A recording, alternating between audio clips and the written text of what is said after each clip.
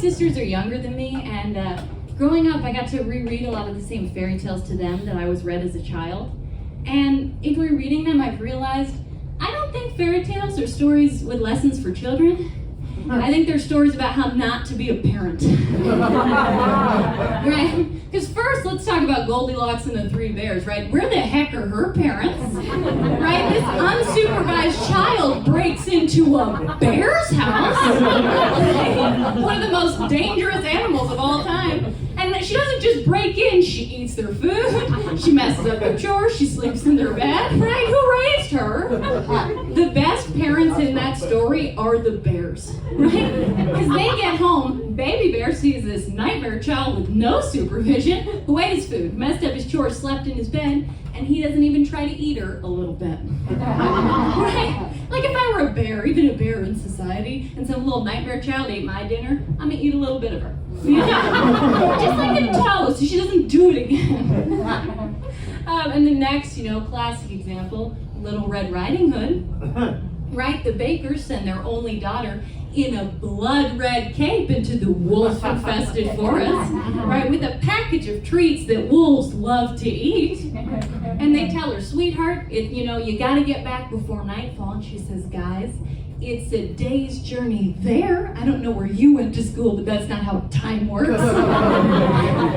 And they say, that's fine, sweetheart, just whatever you do, don't talk to a wolf while you're out there. If you're going to tell your daughter not to talk to a wolf, maybe teach her what a wolf looks like. She gets to Grandma's house and she's just like, wow, Grandma, you seem hairy today. Do you need a wax? What's going on? Your nails are long. Let me get the clippers. You have a snout. Do people have those? Let's remember how that ends. Like, her parents don't save her. A stranger cuts her and her grandma out of the wolf's stomach, and she just has to live with that for the rest of her life. And then the most classic example, right? Hansel and Gretel. Right? Their mom passed away, their dad meets this woman, and the kids are like, Dad, she hates children. Every time you turn around, she goes like this. I think she's gonna kill us. And their dad says, no, she'd never do that, because she's super hot. Right? So then he marries her. He marries her. And then one day she says, hey, I would just love to take your children on a little bonding trip to the very dangerous dark forest alone. And they say, Dad, we don't want to go because she's going to kill us. And their dad says, Stepmommy would never do that because she's too hot. And so they go, and of course she tries to feed them to a witch, right? And let's remember how that story ends.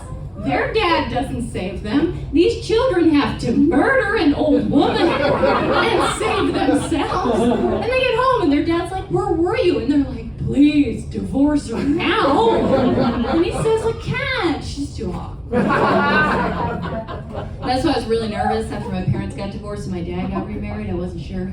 But I gotta say, I like her. She's never tried to feed me to a witch one time. Still don't trust her when she tries to give me an apple.